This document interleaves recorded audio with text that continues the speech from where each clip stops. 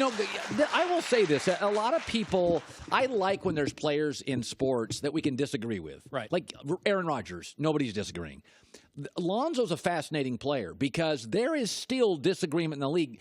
I go to this is the simplest way I can put it. When he's with the Lakers, they're competitive. When he's not, they're chaotic. The ball movement stops. Right. So to me, I'm like, he makes his team better. He's not dynamic enough to be a superstar. But with the Laker brand, Lonzo Ball dad, and his numbers, I think he could be a star. What are scouts telling you? Well, that's where I would disagree. I don't think there's a disagreement amongst NBA types that Lonzo's not going to be a really good player. Now, you're right. There may be a difference of opinion on the ceiling for Lonzo. Is he athletic enough to be a true superstar? I've never thought that. Maybe not. But his court vision is unparalleled amongst the players in his rookie class. His jump shot is coming along. It really is. You know, it's funny, Chris. Even in college, he was almost a better three shooter than a mid-range guy. He's got no mid-range game. He can hit a three. Yes. And look, if he can hit a three, and then think in December he was in the mid-30s. He's been fluctuating a little bit in January, but I think he has a chance to be right there or better at the end of this month. They're not going to change his shot this summer because the structure of the shot, who cares what it looks like? Kevin Martin made a career with a horrendous-looking jump shot. Sean Marion, terrible jump shot. Go down the list. A lot of good shooters. Reggie Miller, one of the greatest of all times, far from prototypical. So if he's shooting in the mid to high 30s by the end of this season, what they're going to say to Lonzo is go right ahead, keep practicing that shot. We're not going to alter it one bit. By the way, Chris Broussard did say this week that there's tension. Okay, there's a Magic LeVar tension. Does it come to a head? I think there'll be a kind of a come-to-Jesus moment between those two over the next few months. The problem that Magic Johnson runs into is that there are very few players on the Lakers with any equity in the team. There are only a handful of guys that wake up every morning and say, all right, I want to find a way to make the Lakers better short-term and long-term. Really, it's only three. It's Lonzo, it's Ingram, and it's Kyle Kuzma. Everybody else either assumes or believes on some level that they're going to be gone. Julius Randle, I'd be stunned if he's on the team this time next month. So is this why their chemistry struggles? Yes, I think that's a big part of it. 9 of the guys know we're out. Yes, because when you're like, take Jordan Clarkson for an example, a guy that may be around past the trade deadline, but he's looking at himself saying, all right, if I'm going to be traded, I've got to put up my own numbers to some degree. That's a good point. So I think the lack of equity with this team, it creates I don't know if it's a dysfunctional environment, but it's really hard to put together a fully functional one. Philadelphia had a lot of the same problems in Brett Brown's first few years there. Not a lot of those guys had equity in the team. One thing Brett did a great job with, though, was he was able to maintain kind of a positive attitude in that locker room. If Luke Walton can just do that, I think it's a win for him this season.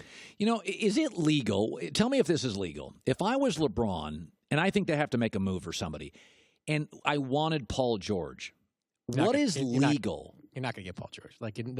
Well, you mean like for next year? Or like for him to stay in Cleveland, what is legal?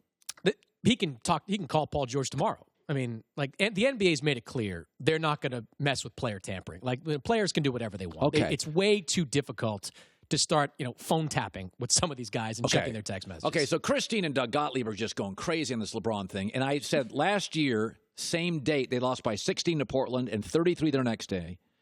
And then they lost 6 of 8, and they also had a losing January. And by the way, they have a better winning percentage now than they did a year ago. I'm kind of over the worrying a lot about the regular season. Now, I will say I've watched their last 2 games. They are atrocious defensively, and I did watch the LeBron video where he's banging on people, and I'm thinking, okay, there's obviously he's getting frustrated with it, but I've seen that. I've seen him play live 5 times, and he's always banging on guys in the huddle. So how much of this is man overboard, and how much is just negotiable, and we've seen it before? I would say, and talking to people within the Cavs, I'd say there's a higher level of frustration with the defense this year than what we've seen in years past. They can't stop anybody. You guys talked about this earlier, but no perimeter defense, no interior defense. I was texting with an assistant coach from a team that played the Cavs recently, and he was telling me what to look for in this game. And he was saying, watch them in transition. They don't get back. There's no effort whatsoever. Watch how many points in the paint Toronto scores, because when we played them, it was attack, attack, attack, because they don't have any shot blockers, especially when Kevin Love's on the floor. And maybe the biggest problem of all is that they said they put Isaiah Thomas, when he was on the floor, in pick pick and rolls. Just put him in pick and rolls and wait for him to kind of die on those screens. Yeah, he's a small guy. And that's what he does. Some of it's not his fault. He dies on those screens because he's a smaller player. But spin that forward a little bit, right? Isaiah in the playoffs, he's going to have to be in 1-5 screen and rolls with Kevin Love against John Wall, against Kyle Lowry, against Kyrie Irving. How do you look at that and say that all is well? How do you look at that problem that they have, a fundamental NBA defensive play that they can't resolve? And I'll tell you one other thing, Colin. If Kobe Altman and Dan Gilbert are not meeting on this right now, it's criminal. But they should be going to the Clippers tomorrow and saying, Tristan Thompson and the Nets pick for DeAndre Jordan tomorrow. That has to be the number one priority for them over the next month. Because at least it solves the rim protection issue. You know, everybody bangs on DeAndre Jordan, but every time I watch the Clippers, he plays. Look at what he has to do out there, too. He's got 2 guards in the front court who don't defend anybody. He's got a bunch of guys around him. DeAndre Jordan's people throw his stats down, like his defensive numbers are down. That's too shallow a look at it.